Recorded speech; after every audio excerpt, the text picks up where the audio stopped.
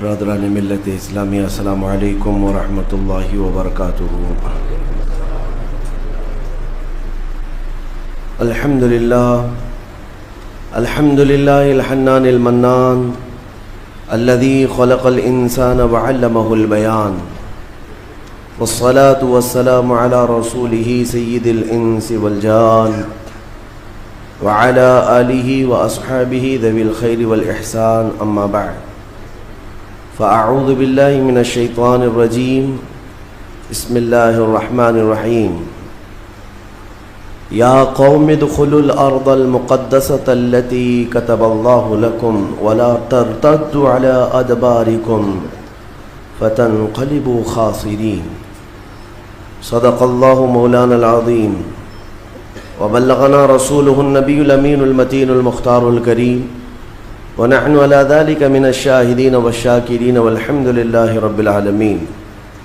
بارگاہ رسالت معاب صلی اللہ تعالی علیہ وسلم میں درود پاک کا ہدیہ پیش کریں۔ اللہم صلی علی سیدنا و مولانا محمد معدن الجود والکرم وآلہ واصحابہ الکرام وابنہ الکریم وبارک وسلم صلاة دائمة سرمدا ابدا۔ عزیزان گرامی وقار، آج جمعۃ الوداع ہے، رمضان المبارک کا یہ آخری جمعہ۔ آج کے دن بے حساب لوگوں کی مغفرت ہوتی ہے۔ رمضان المبارک میں جتنے لوگ بخشے گئے ہر رات، ان ساری راتوں میں جتنے بخشے گئے ان کے برابر آج کے دن مغفرت ہوتی ہے۔ اور اللہ کے ملائکہ زمین پر اترتے ہیں مومنین سے مصافحہ کرنے کے لیے۔ اور ہمارے لیے حسن اتفاق یہ ہے کہ کل لیلۃ القدر بھی تھی اور اسی کا 27واں روزہ جمعۃ الوداع کی شکل میں ہمیں ملا ہے۔ قرآن جس کے بارے میں فرما رہا ہے تنزل الملائکۃ والروح فیہا باذن ربہم من کل امر، یعنی لیلۃ القدر کے بارے میں اللہ فرماتا ہے کہ تم کیا جانو کہ لیلۃ القدر کیا ہے؟ 1000 راتوں سے افضل ایک رات ہے، جس رات اللہ نے اپنا قرآن اپنے حبیب پر اتارا ہو، بلکہ قرآن کو لوح محفوظ پر اتارا گیا لیلۃ القدر میں پہلی بار، ایک بارگی اللہ نے اپنے علم پاک سے لوح محفوظ پر اتارا۔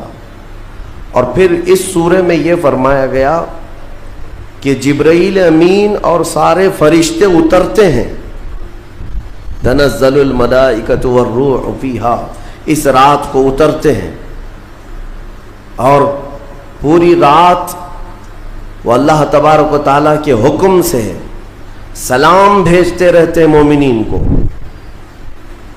میرے عزیزو، قرآن کی صاف آیت میں اگر دیکھا جائے جبرائیل سید الملائکہ ہیں، رسول ملائکہ میں بھی افضل ہیں، یعنی تمام فرشتوں کے سردار۔ ان کا کام پچھلے انبیاء اکرام علیہ السلام کو اللہ کے پیغامات پہنچانا، یہاں تک کہ میرے آقا صلی اللہ علیہ وسلم کی زندگی میں بھی۔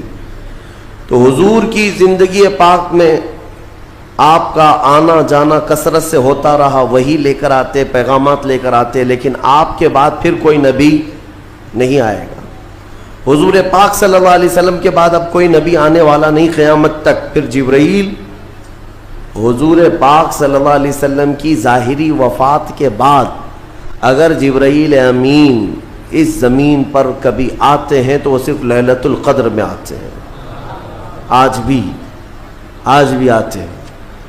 میرے عزیزو، یہ معاملہ فجر کے طلوع ہونے تک چلتا ہے، حتی مطلع الفجر۔ اور آج کا یہ جمعہ ہمارے لیے بہت اہمیت کا حامل ہے کہ ہماری بخشش کا اللہ تبارک و تعالیٰ کی بارگاہ میں ایک سنہرا موقع ملا ہوا ہے۔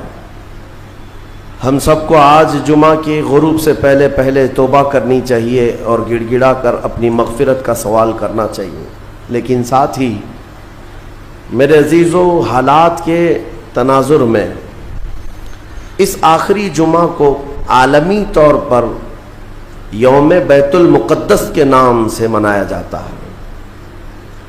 ہر سال رمضان کا جو آخری جمعہ ہوتا ہے وہ یوم قدس ہوتا ہے، یوم القدس، بیت المقدس کی بازیابی کی یاد میں، اور اس کی عیسائی میں آج کا دن پوری دنیا کے مومنین مناتے ہیں۔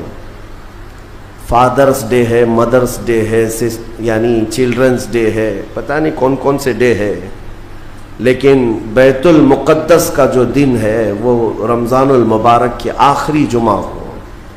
میرے عزیزو، آج مجھے بیت المقدس کے سلسلے میں آپ کو کچھ بیداری لانے کی ضرورت ہے۔ آپ یہ اگر سمجھتے ہو کہ ان سے ہمارا کیا تعلق ہے، وہ فلسطین کی بستی میں ہے، ہم یہاں ہندوستان میں ہیں، پوری دنیا کے مسلمانوں کا تعلق بیت المقدس سے ہے حدیث رسول کے مطابق، اور آپ کو وہاں کے حالات یوں سمجھ لیں کہ ایسی ہے کہ وہاں بخار چڑھے گا تو پوری کائنات کے مومنین میں بخار آنا ہے، وہاں کے حالات جو بھی تبدیل ہوں گے اس کا اثر پوری دنیا کے مومنین پر ہونا ہے۔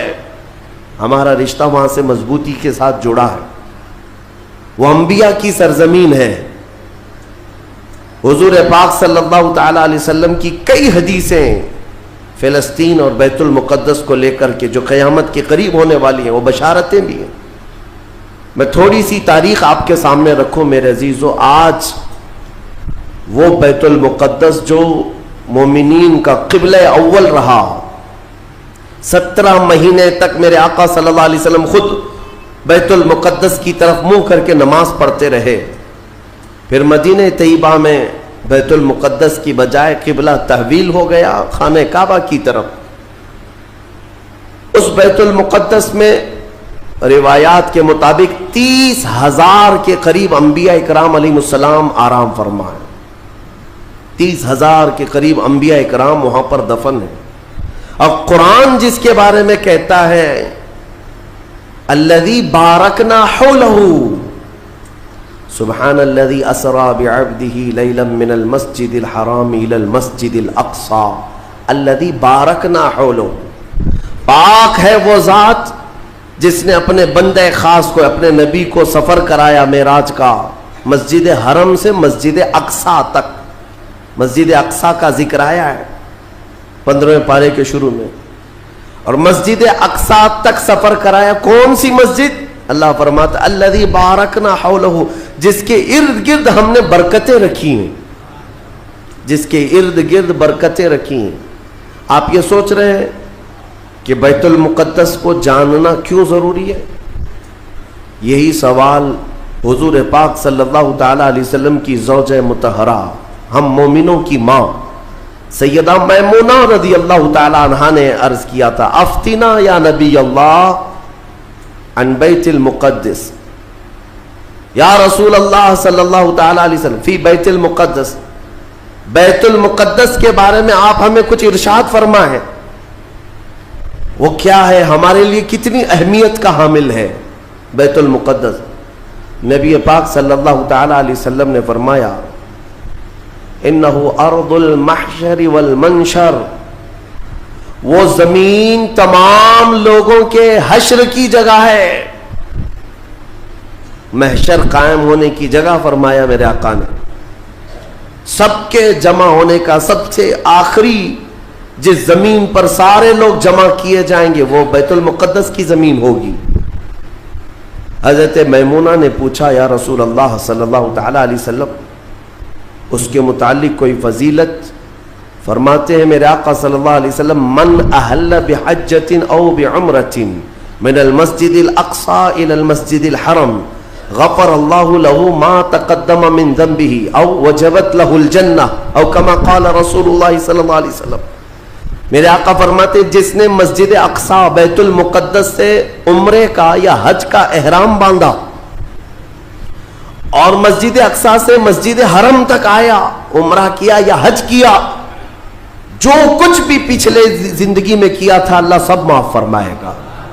اور روایت میں یہ بھی وجبت لہ الجنہ، اس کے لیے جنت واجب ہو جائے گی۔ اس سفر کے بارے میں اب سنو، سب کی استطاعت تو نہیں ہے۔ حضرت بی بی میمونہ نے یہی سوال کیا کہ جس کی طاقت نہ ہو میرے آقا وہ کیا کرے، بیت المقدس نہیں جا سکتا۔ سنو، اگر اس کی اہمیت سارے مسلمانوں کے لیے نہ ہوتی تو میرے آقا صلی اللہ علیہ وسلم یہ نہیں فرماتے وَمَن لَّمْ يَسْتَطِعْ فَلْيَهْدِ زَيْتَهُ۔ حضور صلی اللہ علیہ وسلم فرماتے ہیں اگر کسی کی طاقت نہیں ہے تو وہ تھوڑا تیل تو اس کے پاس ہو سکتا ہے، وہ تیل ہدیہ کر کے بیت المقدس بھیجے، تاکہ بیت المقدس میں تمہارے بھیجے ہوئے تیل سے اگر چراغ بھی جلایا گیا یہ ثواب اس کو بھی ملے گا، عمرے کا ثواب ملے گا۔ یہ حدیث پاک میں ہے کہ اگر تمہارے یہاں سے ہدیہ کیے ہوئے بھیجے ہوئے تیل کو بیت المقدس میں کسی نے چراغ میں روشن کیا تو فرمایا گیا اس کے برابر اسے بھی ثواب ملے گا۔ یہ یوں ہی نہیں میں عرض کر رہا ہوں میرے عزیزوں، اس کی اہمیت کا اندازہ آپ کو ہونا چاہیے۔ اور قیامت قریب کیسے آئے گی اس کے متعلق بھی حالات یہی میرے آقا نے فرمایا، عمران بیت المقدس خراب یثرب وخراب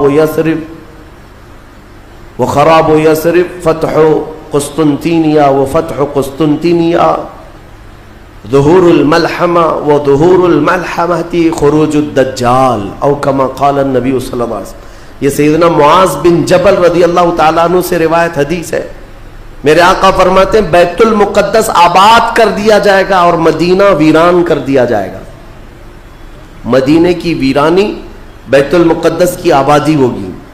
بیت المقدس کے ارد گرد بڑی بڑی عمارتیں بن جائیں گی، آبادیاں بڑھ جائیں گی، اور مدینے کی ویرانی وہ کس طرح کی ویرانی وہ اللہ کے حبیب صلی اللہ تعالی علیہ وسلم ہی بہتر جانتے ہیں۔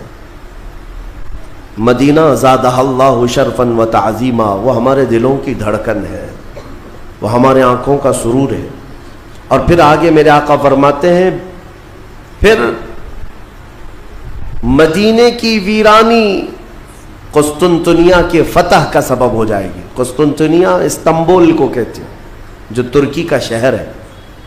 حضور پاک صلی اللہ علیہ وسلم نے فرمایا مومنین اس کو فتح کر لیں گے، اور قسطنطنیہ کا فتح ہونا نہیں بلکہ اس سے پہلے ملحمۃ الکبریٰ، ایک بہت بڑی جنگ ہوگی دنیا میں، اس سے بڑی جنگ نہ کبھی پہلے ہوئی تھی نہ بعد میں ہوگی۔ یہ کس کے درمیان؟ مومنین اور کفار و مشرکین کے بیچ۔ اس جنگ کی جگہ بھی میرے آقا نے بیان فرمائی، وہ ملک شام ہوگا، وہ دمشق کے قریب میدان میں جنگ ہوگی۔ تمہارے خلاف لڑنے والے 80 جھنڈوں کے نیچے آئیں گے اور ہر جھنڈے کے نیچے 12,000 کی فوج ہوگی، یعنی تقریباً 9,60,000 کی فوج صرف مومنین سے لڑنے کے لیے حاضر ہوگی ایک میدان۔ اس میں جو مومنین مسلمان جتنے جائیں گے وہ کتنی تعداد ہے وہ اللہ بہتر جانے، لیکن میرے آقا نے فرمایا پہلے دن 1/3 حصہ میدان چھوڑ کر بھاگ جائے گا مسلمانوں کا، اور حضور پاک فرماتے ہیں وہ پورے روئے زمین کے سب سے بدترین لوگ ہوں گے، ان کی توبہ کبھی نہیں قبول ہوگی۔ جو میدان چھوڑ کر بھاگ چکے ہوں گے ان کی توبہ کبھی نہیں قبول ہوگی۔ دوسرے دن 1/3 جماعت 1/3 جماعت مومنین کی شہید ہو جائے گی، سب قتل ہو جائیں گے، اور حضور فرماتے ہیں وہ روئے زمین کے سب سے اعلیٰ قسم کے شہداء ہوں گے، سب سے افضل شہداء ہوں گے۔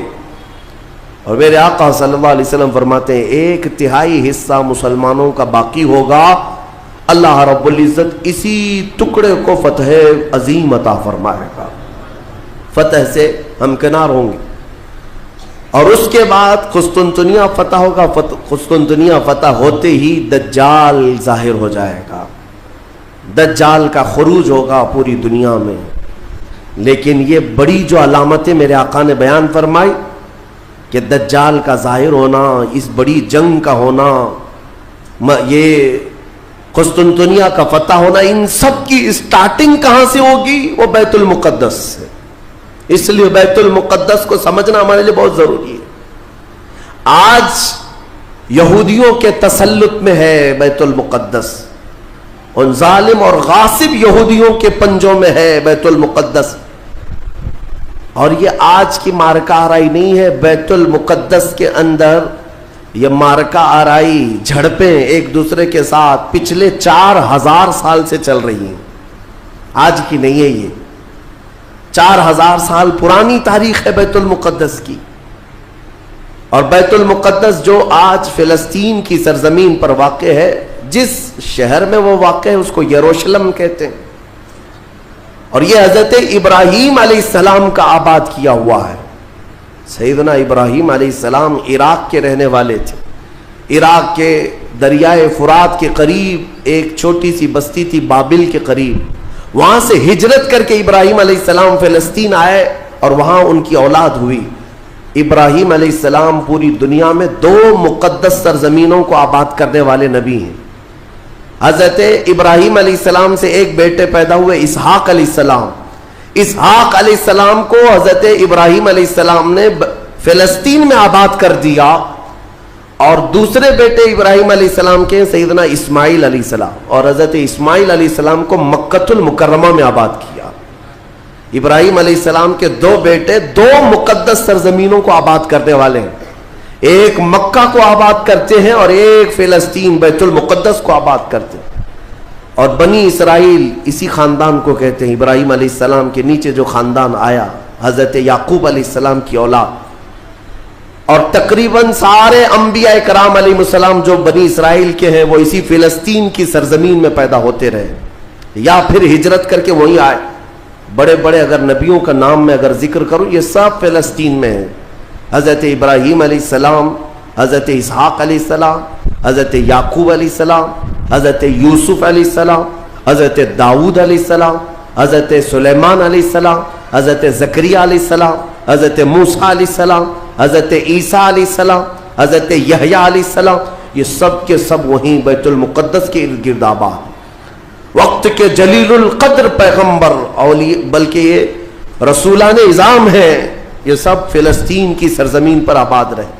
اس سے آپ اندازہ کر سکتے ہیں کہ وہ زمین کتنی برکت والی ہوگی، وہ زمین کتنی متبرک ہے. اور اس زمین کی چھوٹی سی اگر میں آپ کو تاریخ بتاؤں تو ابراہیم علیہ السلام کی اولاد کے آباد ہونے کے بعد بنی اسرائیل یہ سرکش قوم ہے بنی اسرائیل. یہ ادھر ادھر بھاگ کر چلے گئے، فلسطین میں آباد نہیں رہے، برسوں بھاگے پھرتے رہے. پھر موسیٰ علیہ السلام کا جب زمانہ آیا تو اللہ تعالیٰ نے آپ کو حکم دیا، اے موسیٰ آپ اپنی قوم کو لے کر اس ارض مقدس میں جائیں. مقدس سرزمین، قرآن میں بھی اللہ نے اس کو مقدس سرزمین فرمایا. یا قوم ادخلوا الارض المقدسہ. موسیٰ علیہ السلام نے کہا ہے میری قوم چلو مقدس زمین پر جاتے ہیں، اور پیٹ پھیر کر بھاگنا مت ورنہ خسارے میں آؤ گے، نقصان میں آؤ گے. جو اس مقدس سرزمین سے پیٹ پھیر کر بھاگے گا وہ بڑے گھاٹے میں رہے گا. قرآن کا فرمان ہے. ان کی قوم جو ہے موسیٰ علیہ السلام کی، اس نے جواب کیا دیا جانتے ہیں؟ بیت المقدس کی طرف موسیٰ علیہ السلام بلا رہے تھے تو وہاں ایک دوسری قوم آباد تھی، قوم عمالقہ. وہ اونچے چوڑے لوگ تھے، بڑے ہٹے تگڑے لوگ تھے. موسیٰ علیہ السلام کی قوم گھبرا گئی اور کہا کہ ہم نہیں آئیں گے. قالوا انا لن ندخلها ابدا ما داموا فيها. جب تک یہ قوم اس سرزمین پر ہے ہم نہیں آئیں گے. موسیٰ علیہ السلام بلانے لگے، چلو ان سے لڑائی کریں گے، اللہ تعالیٰ فتح عطا کرے گا. تو انہوں نے کہا اذهب انت وربك فقاتلا انا هاهنا قاعدون. موسیٰ آپ اور آپ کا خدا جا کر اس قوم سے لڑے، ہم بیٹھ کر دیکھیں گے لڑائی کیسی ہوتی ہے. ان کی قوم کا جواب یہ تھا. تو موسیٰ علیہ السلام نے اللہ رب العزت کی بارگاہ میں اپنا عذر پیش کیا تو رب تعالیٰ نے فرمایا، اللہ تعالیٰ نے اب سزا کے طور پر اس قوم کے اوپر فرماتا ہے فَإِنَّهَا مُحَرَّمَةٌ عَلَيْهِمْ 40 سَنَةً يَتِيهُونَ فِي الْأَرْضِ. اب 40 سال تک ان میں کا کوئی بندہ اس مقدس سرزمین پر داخل نہیں ہو سکے گا. اللہ نے حکم فرمایا 40 سال ان پر یہ زمین حرام کر دی گئی، وہی بنی اسرائیل پر اندر آ نہیں سکو گے اس بیت المقدس پر. اور اس کے بعد رب تعالیٰ نے فرمایا یہ بھٹکتے رہیں گے 40 سال. یتیہون فی الارض، میدان تیہ یہ صحرائے سینا آج بھی مصر کے وادیوں میں ہے. ہم گئے دیکھیں, پہاڑیوں کا ایک سلسلہ ہے, 100 کلومیٹر دور تک چین ہے پہاڑیوں کی, پہچان نہیں پائیں گے. اگر کسی ایک پہاڑی کے بیچ میں چھوڑ دیا جائے تو زندگی پر بھٹکتا رہے.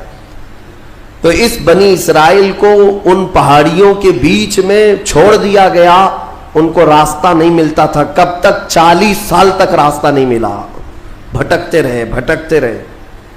وہ ان پہاڑیوں سے باہر آ ہی نہیں پاتے. ایک پہاڑ کراس کرتے سامنے سیم دوسرا پہاڑ نظر آتا, اس کو کراس کرتے تیسرا بھی سیم ویسا ہی نظر آتا. 40 سال گزر گئے بھٹکتے ہوئے. پھر موسیٰ علیہ السلام کی بھی وفات ہو گئی, ہارون علیہ السلام کی بھی وفات ہو گئی. اب یہ جتنے نافرمان تھے یہ مر گئے.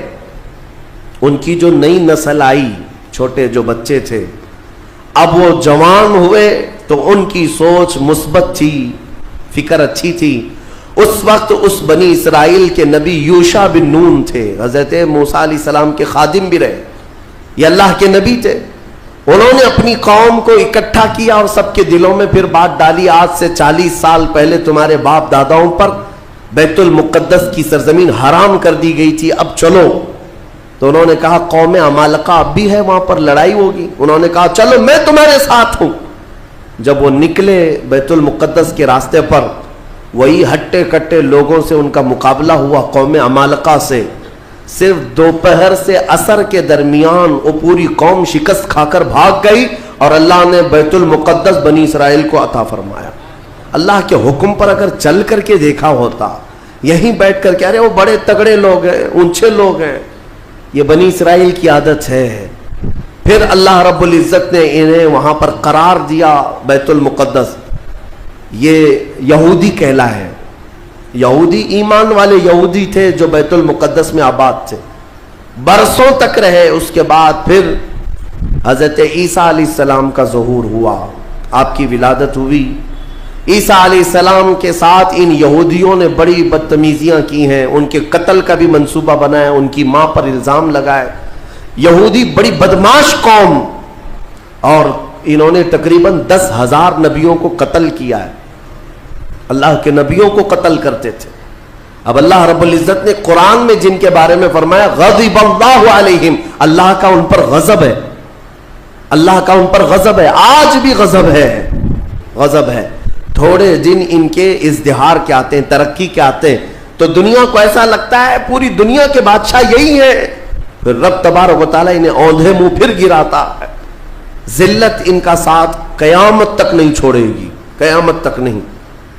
انہوں نے انبیاء کا قتل کیا اور بیت المقدس میں آباد رہے. تو پھر ایک بادشاہ ایسا آیا عراق کا, بخت نصر نام تھا, وہ آ کر کے بیت المقدس پر ایسا حملہ کیا کہ اس نے ہزاروں یہودیوں کو قتل کیا اور بیت المقدس کی عمارتیں توڑ پھوڑ کر رکھ دی. جو حضرت سلیمان علیہ السلام کے زمانے میں عمارت بنی تھی بیت المقدس کی. ہاں یہ بھی میں بتا دوں اس کی تاریخ کیا ہے. حضرت سلیمان علیہ السلام بادشاہ تھے, اللہ تعالیٰ نے حکم دیا کہ تم تعمیر کرو. تو بیت المقدس جب تعمیر کرنے لگے تو کس کی مدد سے؟ جنات کی مدد سے آپ تعمیر کر رہے تھے. سارے جنات کو کام پر لگا دیا تھا, اور سارے جن صبح شام دوپہر کام پر لگے تھے اور مسجد بنا رہے تھے بیت المقدس. اور اتفاق ایسا کہ حضرت سلیمان علیہ السلام سے وہ خوب خوف کھایا کرتے تھے. جب تک آپ کھڑے رہتے کام کرتے, اگر سلیمان علیہ السلام چلے جاتے تو سب بھاگ جاتے تھے, کام چھوڑ کر بھاگ جاتے تھے. تو سلیمان علیہ السلام اپنا عصا لے کر کے کھڑے رہے اور کام کرانے لگے. اب اتفاق ایسا ہوا کہ سلیمان علیہ السلام دن میں بھی نہیں جا رہے, رات میں بھی نہیں جا رہے, کھڑے ہی کھڑے ہیں, اور دن رات ان کا کام چالو ہے.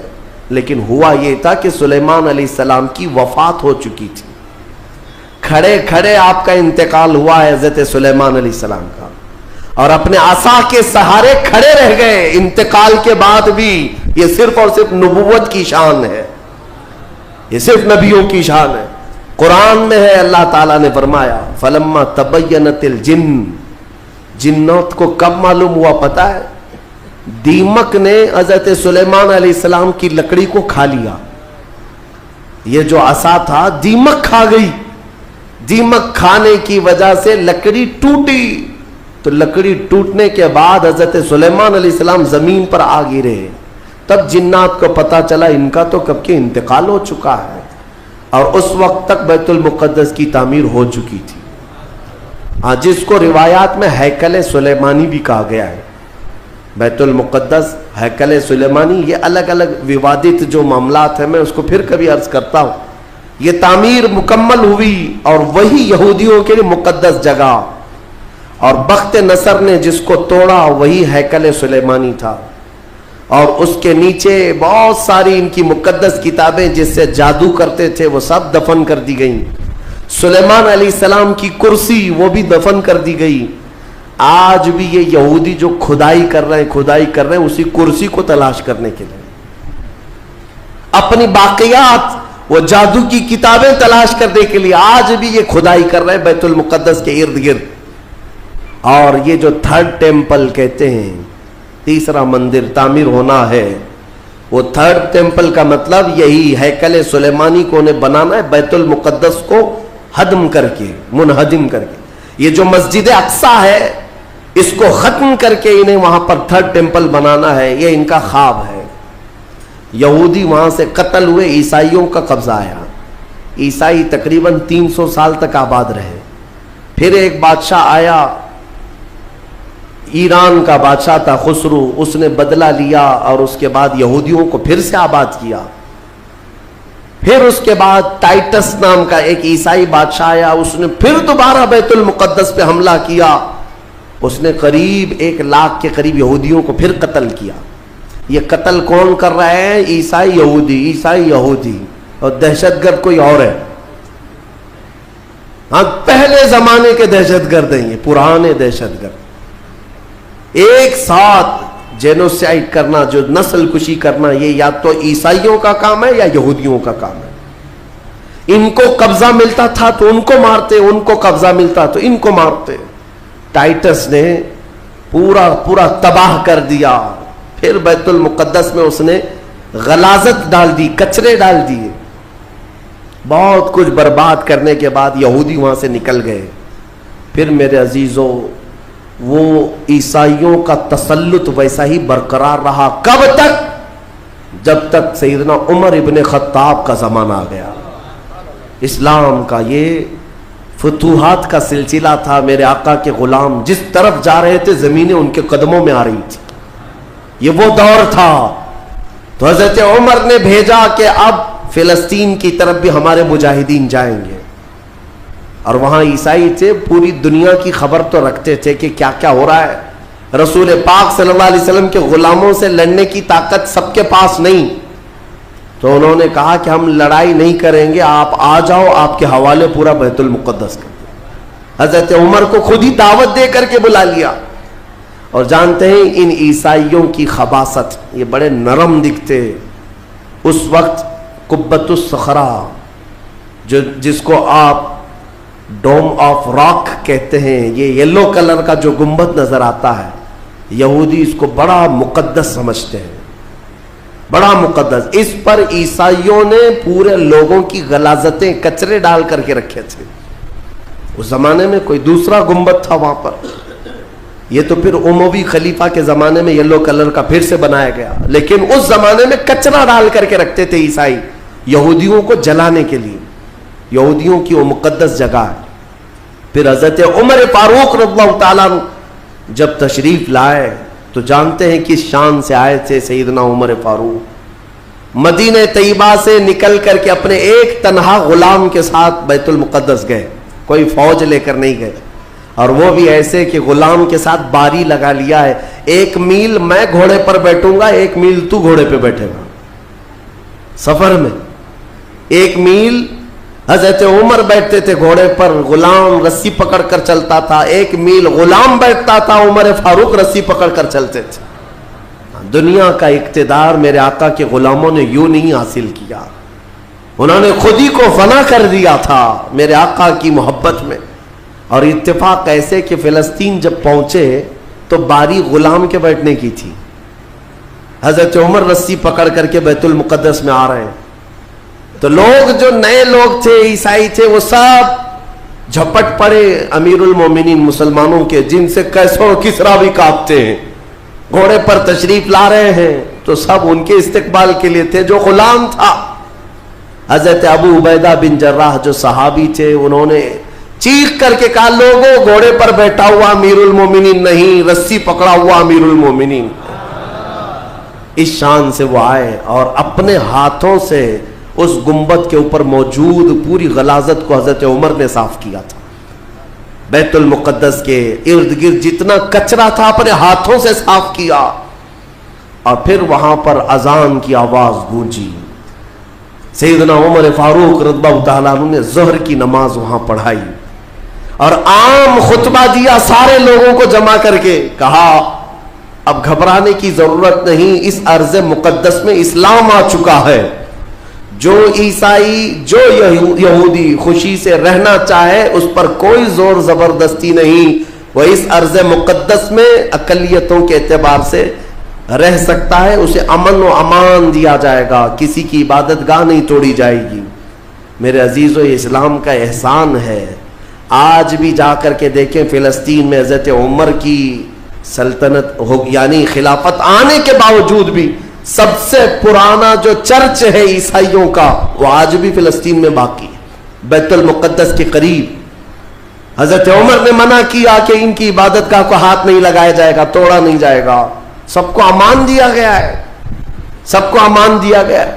اگر ایسی ہی ہمارا تسلط ہر جگہ ہو اور ہم مندروں کو توڑنے والے ہوتے تو 700 سالوں میں پتہ نہیں کیا کیا صاف کر چکے ہوتے۔ اسلام اس کی تعلیم دیا نہیں، تمہیں آزادی دی ہے کہ جو تمہارے ماتحت ہیں انہیں اپنی عبادت کرنے دے دیا جائے، ذمیوں کو جو اپنے دین میں قائم رہنا چاہتے ہیں انہیں چھوڑ دیا جائے گا، انہیں مارا نہیں جائے گا۔ حضرت عمر فاروق رضی اللہ تعالیٰ عنہ کے زمانے سے لے کر بیت المقدس مکمل اسلام کے دائرے میں رہا، یہ تقریباً 200 سال تک چلا، تقریباً 200 سال تک۔ پھر خلفاء جو آئے، فاطمی خلفاء، عباسی خلفاء، سلجوقی خلفاء، جو خلیفے تھے آپس میں ہی لڑ مر رہے تھے دولت کے لیے، پیسے کے لیے، علاقے کے لیے، ان کی آپسی لڑائیوں کی وجہ سے دوبارہ کمزوری آئی مسلمانوں کے درمیان، اور پھر سے صلیبی طاقتیں عیسائیوں کا پھر سے غلبہ ہو گیا، پھر سے بیت المقدس کو انہوں نے ہڑپ لیا۔ پھر 100 سال تک بیت المقدس پر ان کا راج چلتا رہا، 100 سال تک۔ پھر انہوں نے یہودیوں کو مارا، اور بیت المقدس میں جتنے مسلمان تھے سب کو عیسائیوں نے قتل کیا تھا۔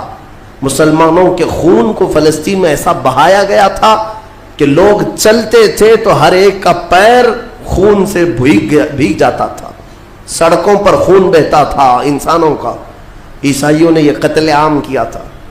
200 سال حضرت عمر فاروق رضی اللہ تعالیٰ عنہ کے فتح کے بعد، پھر 100 سال ظلم، جبر، استبداد کے بعد، پھر وہ وقت آیا کہ جب مولا تعالیٰ نے صلاح الدین ایوبی کو پیدا فرمایا، اور صلاح الدین جیسا جرنیل ہم نے تاریخ میں دیکھا نہیں۔ وہ عاشق رسول تھا، فنا فی الرسول تھا، زندگی سب وقف کر دیا تھا بیت المقدس کے نام پر۔ تقریباً 18 سال تک جنگلوں، بیابانوں، ویرانوں میں بھٹکتے رہے اپنی فوج کو لے کر، کتنوں سے مقابلہ کیا، اپنوں سے بھی غیروں سے بھی، کیونکہ جماعت کے غدار منافقین سے آپ کا بڑا مقابلہ ہوا ہے۔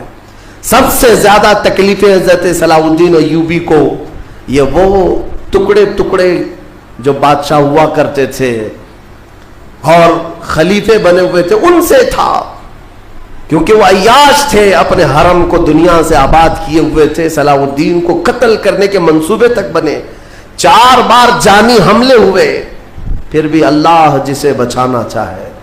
صلاح الدین کا وہ دن بھی آ گیا جب 12,000 کی فوج لے کر 4 لاکھ صلیبیوں سے تنہا لڑ رہا تھا۔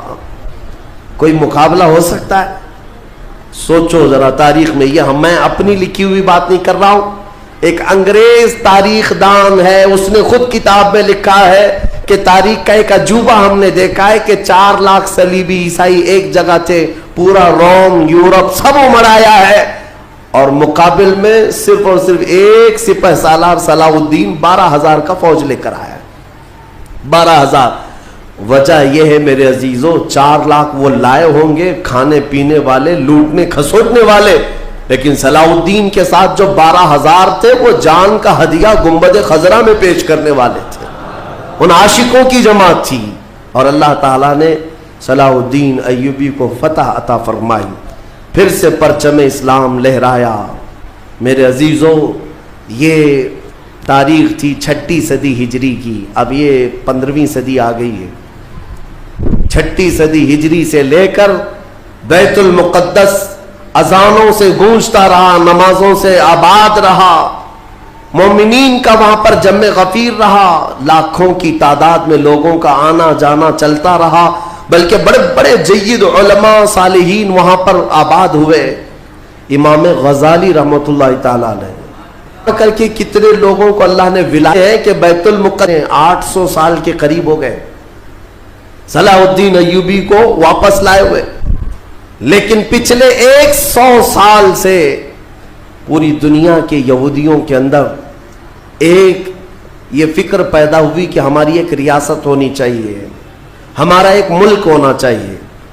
یہ مارے مارے پوری دنیا میں پھر رہے تھے. ہٹلر نے ان کو مارا تو امریکہ میں چلے گئے, امریکہ میں مارے گئے تو برطانیہ میں گئے, برطانیہ سے فرانس میں گئے.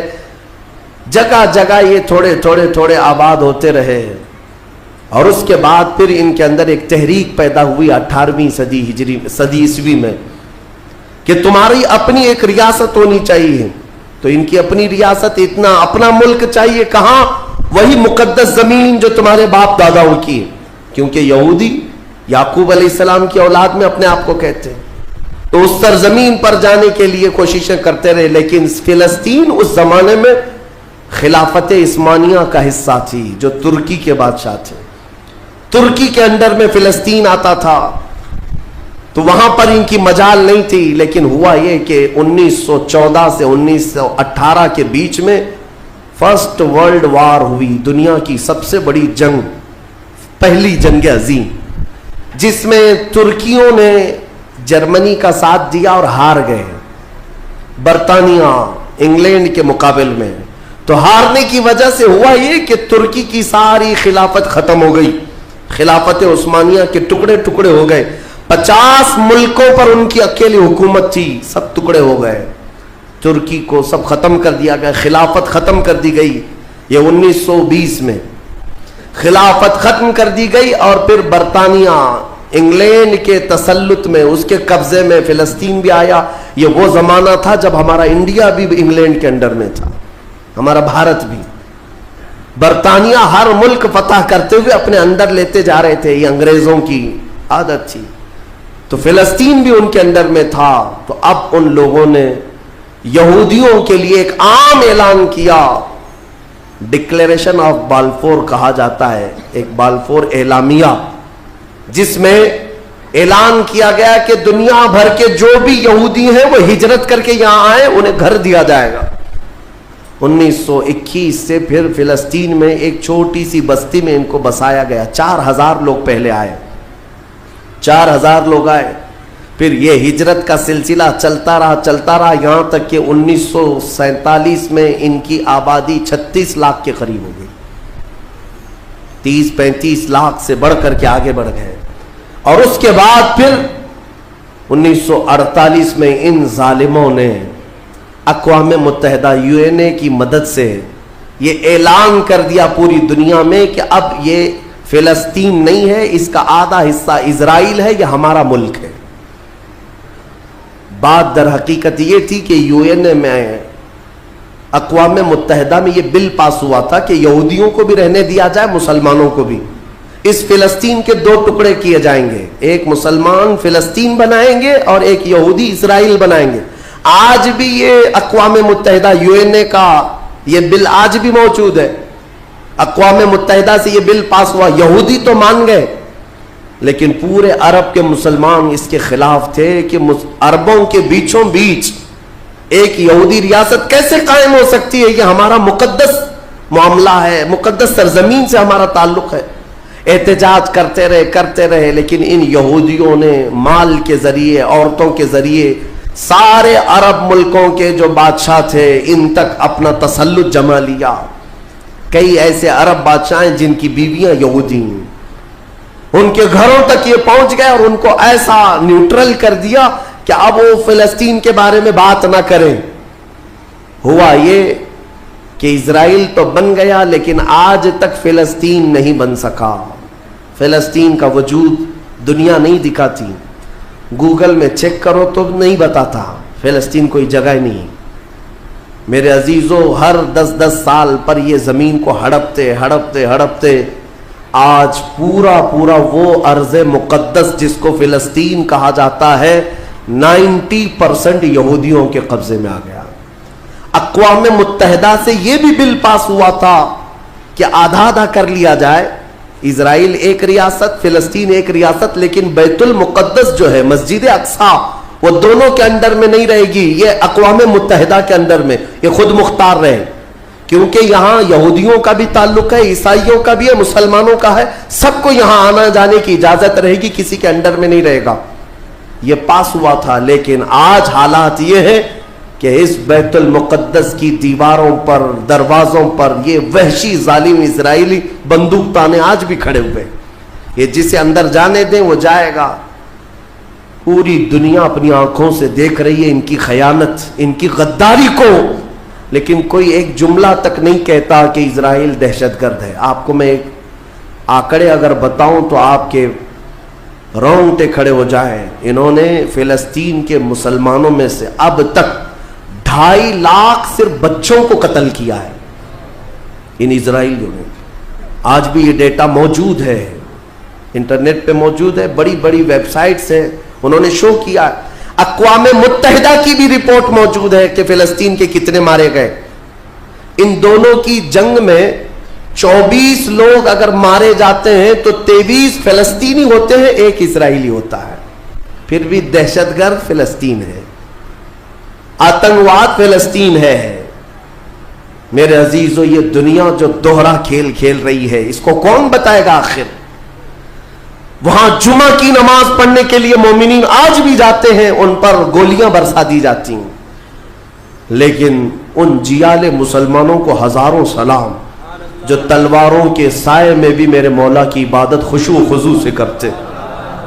میں خود گیا اور دیکھا ہوں، چھوٹے سے بچے، 6 سال کے، 8 سال کے بچے ملنے کے لیے آتے ہیں اور یہ پورے اسلحے میں لیس فوجی کھڑے رہتے ہیں.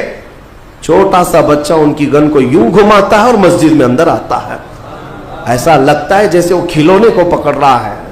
میرے عزیزو، یہ بھی حدیث پاک کے ذریعے سے میں بتاتا ہوں. میرے آقا صلی اللہ علیہ وسلم فرماتے ہیں میری امت کا ایک حصہ قیامت تک باطل سے لڑتا رہے گا، قیامت تک باطل سے لڑتا رہے گا، اور ان کی مخالفت کرنے والوں کا ان پر کچھ بھی اثر نہیں ہوگا، اور دنیا میں کوئی بلا بھی پھیلے تو اس جماعت پر کچھ اثر نہیں ہوگا. صحابہ نے پوچھا یا رسول اللہ آپ کی امت کا وہ حصہ کون ہے؟ میرے آقا فرماتے ہیں بیت المقدس کے آس پاس رہنے والے مومنین کی جماعت ہے. ان کی فضیلت میں میرے آقا نے فرمایا قیامت تک لڑتے رہیں گے، قیامت تک، اور ان کی خلاف کرنے والوں کا ان پر کچھ بھی اثر نہیں ہوگا. اور ہم دیکھ رہے ہیں، ارے بڑی عمارتیں ایک بم سے گرا دیا، دوسرے دن ان کے آس پاس ان کی گاڑیاں بھی چل رہی ہیں، دکانیں بھی چل رہی ہیں، بازار بھی چل رہا ہے. کل رات کو فائرنگ ہوئی، 50 لوگ بیت المقدس سے اٹھا کر کے لاشیں لے گئے. دوسرے دن جا کر کے دیکھے تو عصر کے بعد عورتیں اپنے بچوں کے ساتھ روٹیاں سینڈوچ کھاتی ہوئی بیٹھی ہوئی ہیں.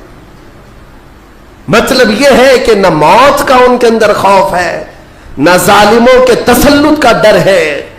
ہاں یہ بھی اللہ تعالیٰ کی طرف سے ہوتا ہے کہ مولا جب کسی کا دل کشادہ کرے تو بڑے بڑے پہاڑوں سے بھی انہیں ڈر نہیں لگتا. اور ایک حدیث میرے آقا صلی اللہ علیہ وسلم نے فرمایا کہ سید البقاع بیت المقدس، سید الصخرۃ صخرۃ بیت المقدس. حضور نے فرمایا پوری روئے زمین کا سردار جو حصہ ہے وہ بیت المقدس کا حصہ، سردار حصہ. اور گنبدوں میں اگر سردار گنبد ہے تو بیت المقدس کا گنبد ہے، یہ میرے آقا نے فرمایا. اور حضور فرماتے ہیں تم دیکھنا کہ اخیر زمانے میں سارے لوگ اس زمین کی طرف ہجرت کر جائیں گے. جب ایسی ہجرت کا وقت آ جائے حضور فرماتے ہیں فَلْزَمْهُمْ، تم لازم پکڑ لینا اس جماعت کے ساتھ چلے جانا، کیونکہ خیر پوری دنیا میں صرف وہی ہوگا اور کہیں نہیں ہوگا. اور آج جو حالات دیکھ رہے نا، یہودیوں کا تسلط ہے، ان کا قبضہ ہے، میرے عزیزوں چند دنوں کی بات ہے. میں قرآن سے اور حدیث سے وقت ہوتا تو میں آج، چونکہ یہ جمعۃ الوداع ہے اور یوم قدس کے نام سے پوری دنیا آج منا رہی ہے، اس لیے میں نے تمہارے سامنے یہ باتیں رکھی ہیں. بیت المقدس کیا ہے؟ بیت المقدس کے بارے میں میرے آقا صلی اللہ علیہ وسلم نے فرمایا یہ ہمیشہ اب یہودیوں کے تسلط میں نہیں جائے گا. یہ میرا یقین ہے. دنیا ٹل سکتی ہے مگر میرے مصطفیٰ کا فرمان نہیں ٹلے گا. میرے آقا نے اگر فرمایا ہے تو وہ ہو کر رہے گا. حضور فرماتے ہیں خراسان سے ایک جماعت آئے گی. خراسان سے، خراسان یہ افغانستان اور ایران کا کچھ حصہ ہے جس کو پرانے زمانے میں خراسان کہا جاتا تھا. میرے آقا فرماتے ہیں خراسان سے کالے جھنڈے لے کر کے ایک جماعت نکلے گی اور وہ اتنی تیزی سے بڑھتی ہوئی بیت المقدس کی طرف آئے گی کہ دنیا کی کوئی حکومت اور کوئی طاقت ان کا راستہ نہیں روک سکے گی، اور وہ جھنڈے سیدھے لا کر بیت المقدس پر گاڑ دیں گے. تنصب بإیلیا، میرے آقا فرماتے ایلیا یہ بیت المقدس کی سرزمین کو کہتے ہیں، جھنڈے وہاں گاڑ دیے جائیں گے. اور حضور اکرم صلی اللہ تعالی علیہ وسلم نے یہ بھی فرمایا جب تم دیکھنا کہ یہ یروشلم بیت المقدس دار الخلافہ بن جائے. دار الخلافہ کا مطلب راجدھانی، حکومت کرنے کی جگہ بن جائے. میرے آقا صلی اللہ علیہ وسلم فرماتے ہیں فقط دنت الزلازل والبلایا والامور. حضور فرماتے ہیں تو پھر دیکھنا بڑے بڑے زلزلے آئیں گے دنیا میں. جب یروشلم کو راجدھانی بنا دیا جائے دار الخلافہ، بڑے بڑے زلزلے آئیں گے دنیا میں. والبلایا، اور بہت ساری بلائیں پھیلیں گی پوری دنیا میں. یہ وائرس یہ کنٹینیو آئیں گے، یہ مت سمجھنا کورونا چلا گیا. ہاں یہ سب اب کنٹینیو آنے والی ہیں بلائیں. پوری دنیا میں بلائیں پھیل جائیں گی اور اتنے بڑے بڑے معاملات ہوں گے جن کو تمہارے کانوں نے سنا نہیں ہوگا. حضور نے فرمایا. اور یہ دار الخلافہ سے کیا مراد ہے؟ محدثین نے اس میں الگ الگ بحثیں کی ہیں، لیکن میں آپ کو بتاؤں 2017 میں، ابھی 3-4 سال پہلے کی بات ہے، 5 سال پہلے ان یہودیوں نے اپنی راجدھانی ڈکلیئر کر دی. یروشلم ہے، بیت المقدس ہماری راجدھانی ہے، اور سارے سفارت خانے جتنے بھی ایمبیسی ہیں انہوں نے سب وہاں پر منتقل کرنا شروع کر دیا اور بیت المقدس کی سرزمین کو اپنا کیپٹل سٹی بنانے کا اعلان کر چکے. اور میرے آقا کی حدیث صادق آ رہی ہے جب وہ راجدھانی بنے گی اب بڑے بڑے زلزلے ہوں گے اور پوری دنیا میں بلائیں پھیلیں گی اور بڑے بڑے معاملات ہوں گے. اور پھر اس کے بعد میرے آقا صلی اللہ علیہ وسلم فرماتے ہیں ایک دور ایسا آئے گا کہ اللہ ان کو ذلیل و رسوا کر کے اس زمین سے نکالے گا اور ایک امام برحق کے جھنڈے تلے مومنین جمع ہوں گے. پوچھا گیا وہ امام برحق کون ہوگا؟ میرے آقا فرماتے ہیں وہ میری اولاد میں سے ہوگا، اس کا نام میرے نام پر ہوگا، اس کے باپ کا نام میرے باپ کے نام پر ہوگا، اور اللہ اس کو امام مہدی کی شکل میں بھیجے گا. ہاں یہ زمانہ بہت قریب آ چکا، یہ زمانہ بہت قریب آ چکا. میں بارگاہ رب العزت میں آج جمعۃ الوداع میں یہی دعا کرتا ہوں کہ مولا اگر زندگی کی سانسیں باقی ہیں تو امام مہدی کی فوج میں ہمیں جگہ عطا فرما، ان کے جھنڈے تلے مولا ہمیں امن و امان عطا فرما دے. دنیا سے ظالموں کے چنگل سے مولا ایمان والوں کو آزادی عطا فرما، کفار و مشرکین کے تسلط سے مومنین کو آزاد فرما دے. کہ کب یہ دجال ظاہر ہوگا، کب یہ مسیحا ان کا آئے گا؟ یہ ہمارا مسیحا نہیں. دجال یہودیوں کے لیے ہو سکتا ہے مسیحا، ہمارے لیے وہ سب سے بڑا فتنہ ہے. اس کی آخری علامتوں میں یہ بتایا گیا ہے کہ جو عبادت خانہ تمہارا ختم کر دیا گیا ہے وہ عبادت خانہ جب تعمیر ہوگا تو تمہارا مسیحا آسمان سے اتر جائے گا. یہ عیسائیوں کی کتاب میں ہے، تو آسمان سے اترنے کا ذکر عیسیٰ علیہ السلام کے لیے ہو سکتا ہے، لیکن دجال کے آنے کا ذکر کہیں یہ نہیں آیا ہے کہ وہ آسمان سے آئے گا کہ زمین سے آئے گا. البتہ اتنا ہے کہ وہ ظاہر ہوگا. اب وہ کیا ہے عبادت خانہ جو ان کا توڑا گیا؟ یہ بڑی لمبی تاریخ ہے. آج جہاں پر بیت المقدس ہے مسجد اقصی. اس کے قریب میں روایات میں یہ ملتا ہے کہ یہ در حقیقت سیدنا سلیمان علیہ الصلوۃ والتسلیم نے تعمیر کیا تھا. حضرت داؤد علیہ السلام نے کام شروع کیا اور اس کی تکمیل ان کے بیٹے حضرت سلیمان علیہ السلام نے مکمل کی.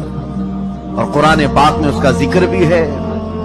سورہ احزاب میں اللہ تعالیٰ نے اس کی تعمیر کا ذکر بھی فرمایا، حتیٰ کہ جنات نے اس کو تعمیر کیا ہے مسجد اقصی. اسی کے ساتھ میں ایک ہیکل تھا، ایک بڑا قلعہ تھا. سلیمان علیہ السلام نے اس کو اپنی حکومت کا دارالخلافہ بنایا تھا. یعنی اس زمانے کی وہ پارلیمنٹ تھی، اور سارے اس زمانے میں جو یہودی تھے، اہل ایمان یہودی، ان سب کی عبادت کا وہ مرکز تھا. یہودیوں کے لیے پہلے ہر جگہ عبادت کرنے کی اجازت نہیں تھی، ان کے لیے مخصوص عبادت خانے تھے. یہ تو امت مصطفیٰ کی خصوصیت ہے، جہاں بھی زمین پاک ہے اللہ نے ہمیں عبادت کی اجازت عطا فرمائی. لیکن ان کے لیے ایسا نہیں، جو مخصوص جگہ ہے وہیں جا کر کے پڑھنا ہے. تو ہیکل سلیمانی اس کو کہا جاتا ہے، ہیکل سلیمانی جو حضرت سلیمان علیہ السلام نے بنایا تھا. توجہ چاہوں گا، بہت قریب میں آ رہا ہوں. یہودیوں کی پہلے سے فطرت میں خرابی رہی ہے، سرکشی رہی ہے. پہلے سے یہ قتل و غارت میں مصروف رہے. بے شمار انبیاء اکرام کو انہوں نے قتل کیا ہے. بہت سارے انبیاء اکرام علیہ السلام کا قتل کرتے تھے، وہ بھی قرآن پاک میں. تو ان کی نافرمانیاں جب حد سے بڑی تو اللہ تعالیٰ نے ان پر ایک ایسے ظالم و جابر کو مسلط کیا کہ وہ بادشاہ ان کو پوری طرح سے ایسا ڈسٹروائے کیا. وہ بابل کا تھا، عراق کا بادشاہ تھا، ختم کر دیا. یہاں تک کہ جو ہیکل سلیمانی تھی اسے توڑ پھوڑ دیا، اچھی طرح سے توڑا. توڑ کر کے تھوڑی بہت دیواریں باقی چھوڑ کر چلا گیا. یہودیوں کا قتل عام ہوا. کئی 100 سال گزرے. اس کے بعد ایران کا ایک بادشاہ جو ان کا ہمدرد نکلا، اس کو خسرو بھی کہتے ہیں، یہ بادشاہ نے یہودیوں کا ٹیمپل دوبارہ بنا کر کے دیا.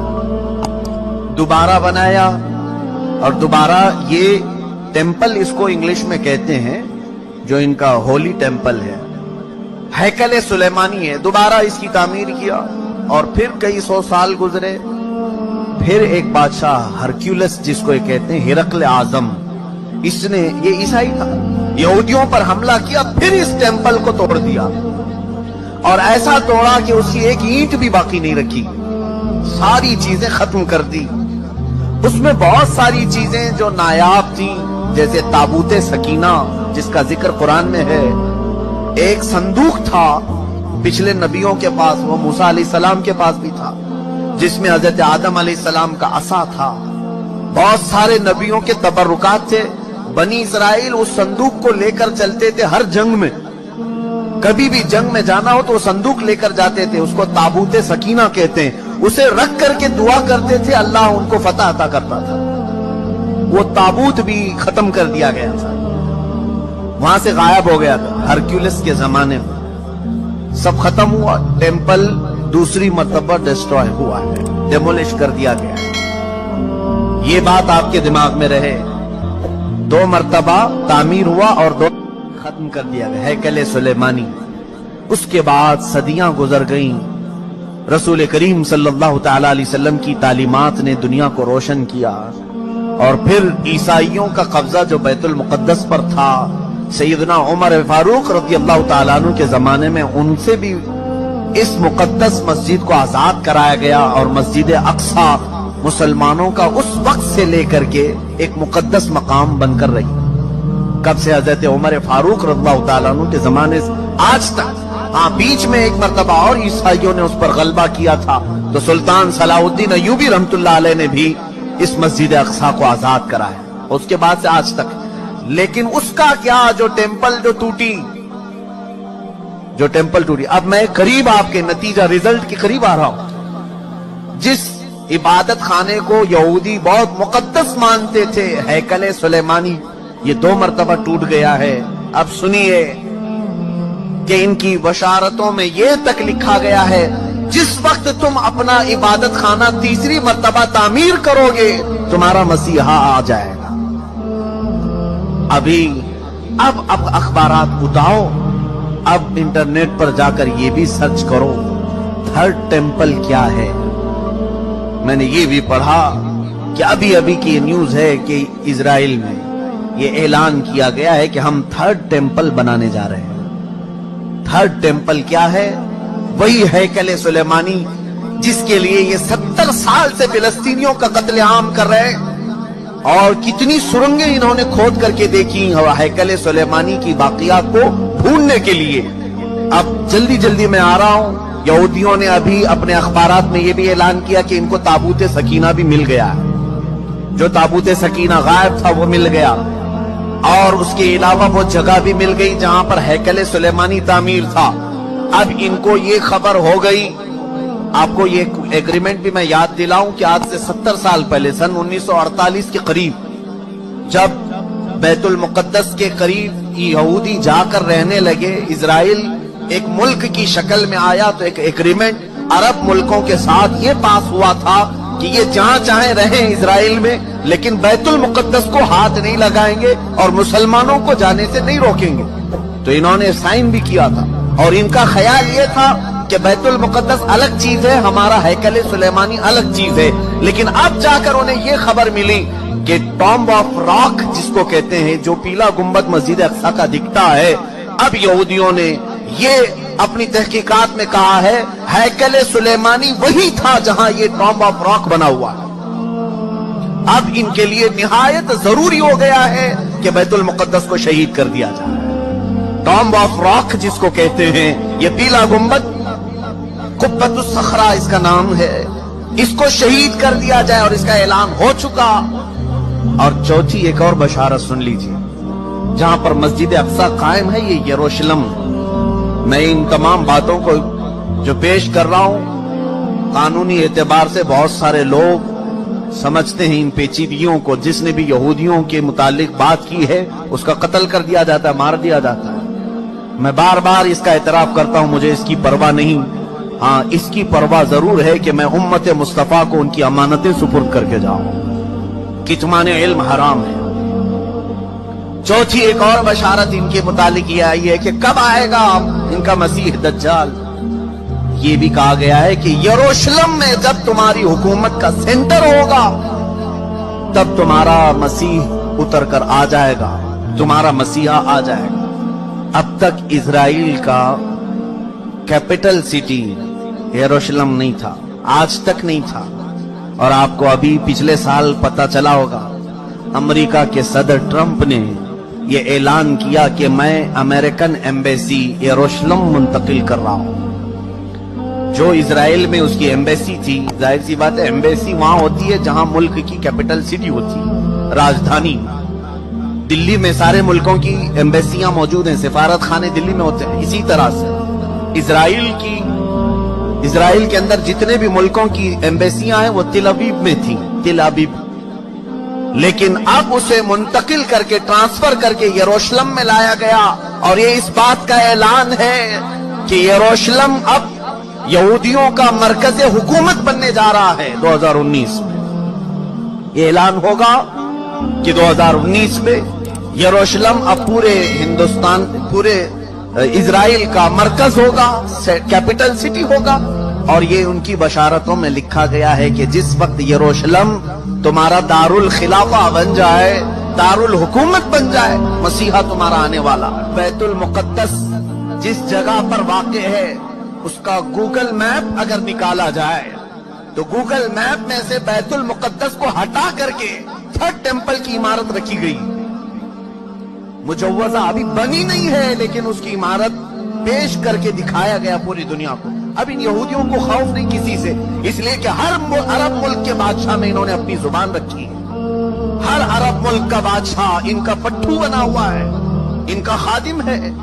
اب انہیں یقین ہے کہ مسلمانوں کی طرف سے آواز نہیں آنے والی ہے، ہم نے سبوں کو خرید لیا ہے. آپ کو یہ تک خبر نہیں ہوگی کہ تقریباً اسلامی ممالک نام سے جتنے آج جانے جاتے ہیں، ہر مسلمان بادشاہ کے گھر میں یہودی عورتیں پہنچی ہوئی ہیں، ان کی بیویاں یہودیاں ہیں. تھرڈ ٹیمپل بنانا یہ کوئی معمولی کام نہیں تھا، لیکن وہ بنانے کے سارے پروجیکٹ تیار کر لیے. اب وہ کوئن بھی انہوں نے بنا دیا، وہ بھی میں نے دیکھا.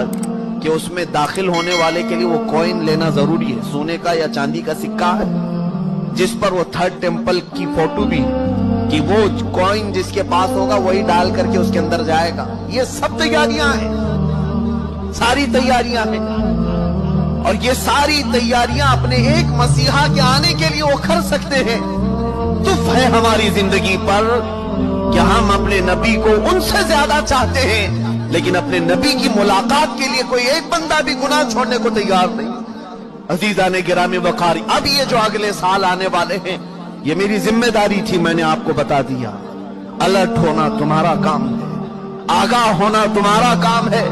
اب بھی اگر نہ سنبھلو گے تو علامہ اقبال نے بہت پہلے یہ کہا تھا، نہ سنبھلو گے تو مٹ جاؤ گے اے ہندی مسلمانوں، تمہاری داستان تک نہ رہے گی داستانوں۔